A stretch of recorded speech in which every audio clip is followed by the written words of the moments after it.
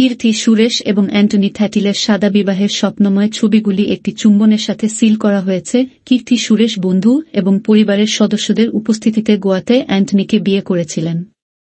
কীর্তি সুরেশ এবং অ্যান্টনি থ্যাটিল রবিবার তাদের সাদা বিবাহের স্বপ্নময় ছবি একটি যৌথ পোস্টে ভাগ করেছেন। প্রথম ক্লিকে নবদম্পতিকে একটি আবেগপূর্ণ চুম্বন ভাগ করতে দেখা যায়। পরবর্তী ক্লিকে অ্যান্টনিকে তার বন্ধুদের সাথে বিস্ফোরণ করতে দেখা যায়। অন্য একটি ক্লিকে কীর্তিকে দেখা যায় তার বাবার সাথে তার পাশ দিয়ে হেঁটে যেতে। তারা আংটি বিনিময় হিসাবে দম্পতির সব হাসি ছিল। ক্যারোজেল পোস্টে তাদের অন্তরঙ্গ উদযাপন থেকে দম্পতির পছন্দের ছবিও রয়েছে। সাদা বিয়ের জন্য কীর্তি একটি নিছক গাউন পরেছিলেন। তিনি তার জিনিসপত্র ন্যূনতম রেখেছিলেন।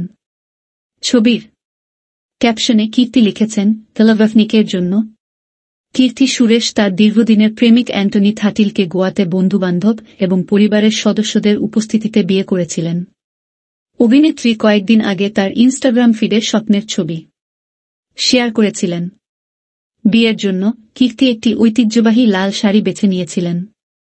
বিয়ের আচার অনুষ্ঠানের সময় এই দম্পতিকে আবেগঘন মুহূর্ত শেয়ার করতে দেখা যায়। ক্যারোজেল পোস্টে তাদের পোষা কুকুরের সাথে তাদের একটি ছবিও রয়েছে। ছবি শেয়ার করে কীর্তি সুরেশ লিখেছেন, নায়কের ভালোবাসার জন্য মন্তব্য বিভাগটি অভিনন্দন বার্তায় ছেয়ে গেছে। মনি রায় লিখেছেন, অনেক অভিনন্দন। রাশি খান্না লিখেছেন, অভিনন্দন। তার বিয়ের আগে কীর্তি তাদের দীপাবলি উদযাপনের একটি ছবি শেয়ার করেছেন, যাতে দম্পতিকে একটি আতশবাজি জ্বালাতে এবং আকাশের দিকে তাকাতে দেখা যায়। ছবিটি শেয়ার করে কীর্তি লিখেছেন, 5 বছর এবং গণনা। এটা সবসময় হয়েছে অ্যান্টনিক্স ক্যাফে এ কেক। মন্তব্য বিভাগটি অনেক ভালোবাসায় ছেয়ে গেছে। অ্যান্টনি থ্যাটিল এবং কীর্তি সুরেশ একসাথে স্কুলে গিয়েছিল এবং তারা হাই স্কুলের প্রিয়তমা ছিল। কীর্তি সুরেশ চলচ্চিত্র প্রযোজক জি সুরেশ কুমার এবং অভিনেতা মেনাকার কন্যা। তিনি 2000 সালে একজন শিশু শিল্পী হিসেবে আত্মপ্রকাশ করেন।